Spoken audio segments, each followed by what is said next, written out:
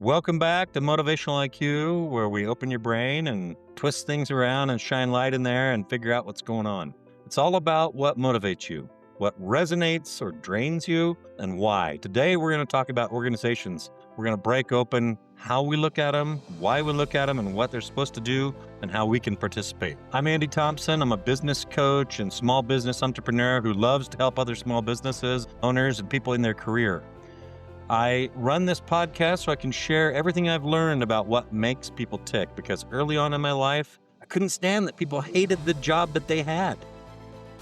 Today, that's all about organizations. Let's start out by talking about another pyramid. In the last episode, we talked about the productivity pyramid, the aspects that help us understand how to support an organization and how we are motivated and aligned in it. We're going to talk about a different one right now. This pyramid is what almost every organization that I've ever seen looks like, a pyramid. Sometimes they're flatter, sometimes they're steeper, but the reality is, in all the consulting that I've ever done and all the project management in different organizations and different sub-companies inside big organizations, they all look like a pyramid, with your executives at the top and your vice presidents and executive vice presidents a layer down.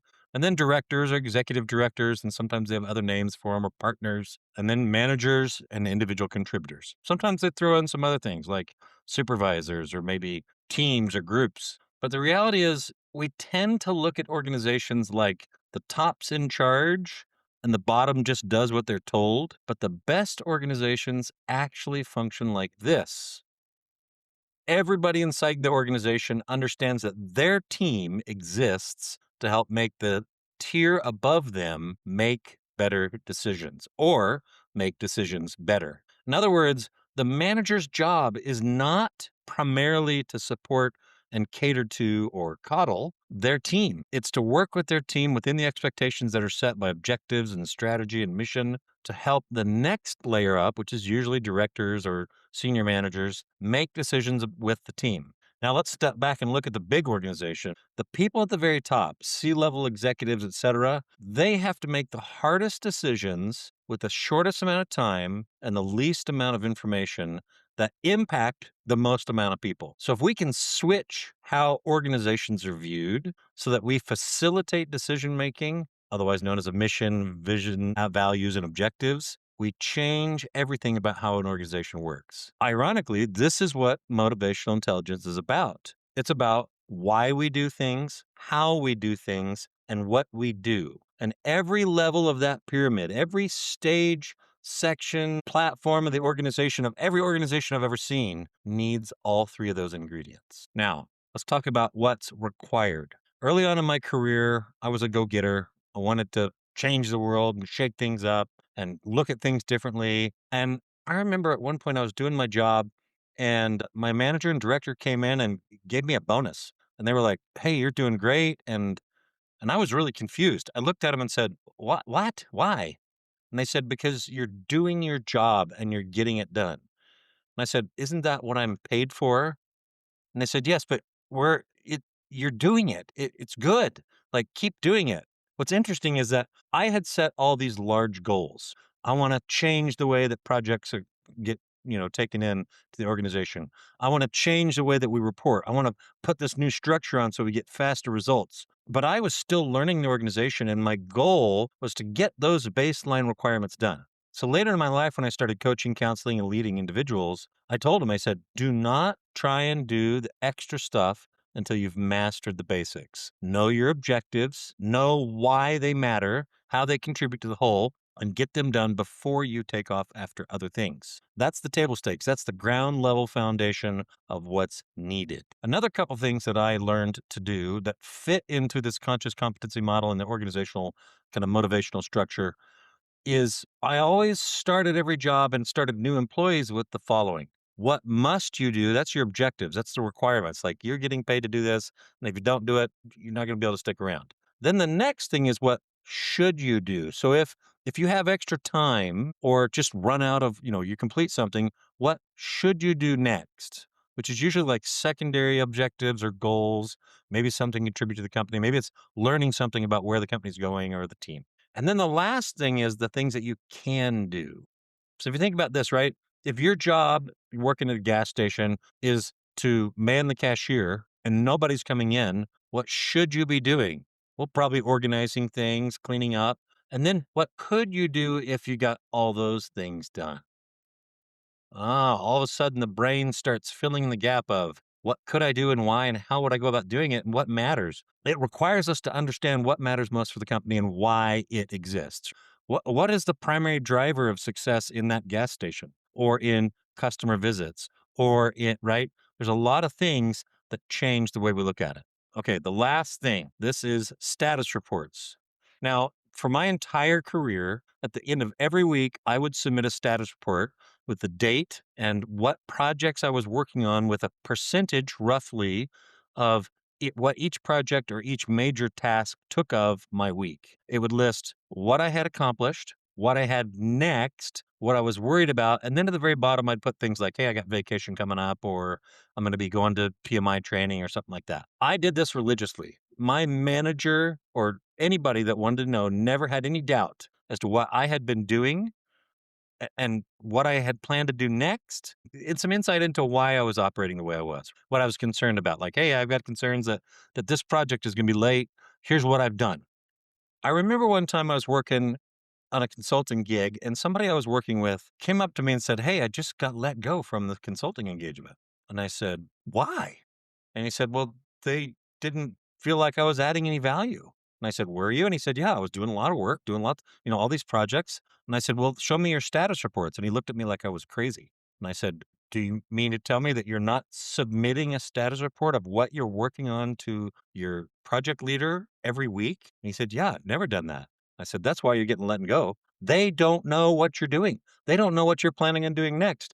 They don't know what you're concerned about, what your focus is, and they don't readily know what you're adding value to. So, status reports, what must you do, should you do, and can you do? And then looking at the organization with how do I help upstream make decisions? How do expectations get misset or missed or just misunderstood? If the organization doesn't structure itself so that everybody knows why they have an impact and how they contribute, then they don't know themselves if they're being valuable or not. And they're going to measure their success on their own first person bias success, their own perspective. They think they're working on what's important. Communicate up what you're doing, enable that communication, that decision, that tree to act, and you'll be a valuable team member. Now, a lot of this is to say the following: an organization exists to help people unify and congregate around a single thing. It's a confluence of skills, functions, and perspectives. It's a diverse set of how things are done that all aligns to one or more goals. If the organization exists and understands why they're doing things, how are some ways that they're going to do it, and what they're going to do in order to get all that to come into play, they will be cohesive. They'll be unified. And any organization that aligns like that will be powerful. Again, think about any organization or company that you know their strategy. They're powerful because everybody in their organization knows it. They exude it. Chick-fil-A, they're focused on a specific experience. Contrast with some of the other fast food organizations that don't quite meet mustard. You're worried that the person behind the desk doesn't even know what they're doing, or doesn't care, or isn't hygienic because they don't exude, they don't manifest the purpose, the how, and the what they're going to do. What they do contributes to how things get done and why it matters. Now, that said, it's kind of a condemnation of the capitalistic approach. The capitalistic approach does not provide fulfillment for an individual. If you look at Dan Pink, The Surprising Science Behind What Motivates Us, he says extrinsic motivators do a poor job of driving engagement and creativity. In one of the best TED Talks, one of the most popular and most downloaded and viewed, he talks about a specific experiment he did to show that extrinsic motivators erode engagement and creativity. Intrinsic motivation is what matters the most. And intrinsic motivation comes from those three components: why, how, and what. Purpose, mastery, and autonomy. Now, let me give you 2 tools to help you with your organization and injecting those 3 things into it. Number 1, make sure that your objectives, your organization, that you understand the purpose of what's going on, what's the core competence of that organization. What if it's a public company, what if you changed in that organization would drive stock price changes? Or if you're gathering investors, what would you change in order to bring investors on the table?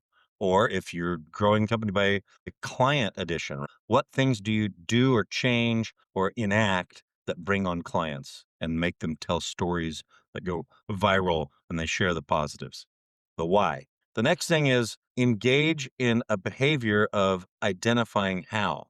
What are some ways that you're going to make those things happen? If you think about Lexus, their why is to provide a luxury car, a luxury experience. The how they do that is a whole bunch of little things. If you ever take apart anything as simple as the rear view mirror in a Lexus or a high-end vehicle, you'll see that every component is a high-end component that manifests through everything they do. How will you enact the purpose of your organization? In your particular objectives, what are the choices you get to make in order to make the reality come true? And then the third thing is, what will you do? What are some tasks? Like if your job is to man the help desk or to install screws in the bumper cover, whatever it is that you do, how is that going to contribute and how will you do it in a way that builds the next layer up of purpose? All right, another tool. This is tactical behavior that you can do every day to help you fulfill your day and to help you accomplish what you want to do in meaningful ways. It's the 1-3-5 rule. Think of one big, probably difficult goal, the purpose, some big why, like I want to achieve X, Y, or Z, and why. So if you're wanting to lose weight, I want to play soccer with my kids in 6 months. It's a good why, right? I want to feel healthy and happy when I do that. Then identify 3 things, 3 critical areas that you're going to focus on to help you move forward towards that big goal. Then identify 5 things that you're going to do today that are easy to accomplish, that contribute to the 3, that contribute to the 1. This is the 1-3-5 goal, and it will help you in intrinsic motivation. It will strip away the illusion of extrinsic motivators, but it will embed the dopamine kick that you get from accomplishing those little 5 tasks that contribute to the 3, that once you graduate from, oh, I'm getting stuff done, now I want to improve the way I'm doing it, which deepens your motivation and then helps you get to the why. Just to pull out one consulting tool, a SWOT analysis: strengths, weaknesses, opportunities, threats. If you look at any organization or set of objectives or individual role, and you identify the strengths, then the weaknesses, the opportunities, and the threats, but then look at them with that perspective in mind. Why is this a strength? How can I embed it in my behaviors? And what are some things I can do that will help me embed it and contribute to the why? Why do I have threats? Very interesting question. Not one we usually look at. We almost always look at threats and problems in terms of what's going on and we react. Why do I have threats? How can I circumvent them, avoid them, or react to them appropriately? And then what can I do right now? Sometimes that's preventative, sometimes that's reactive. Same thing for weaknesses and opportunities. Remember that when we tend to focus on the negatives, we tend to immediately go into survival mode, which is focusing on progress or things that we can do. Remember to embed the why and the how in everything because it deepens our intrinsic motivation. Okay, as always, please, if you like this, share it with a friend. Online, motivationaliqpodcast.com. Ask me a question, sign up for a free consult, but as always, stay engaged.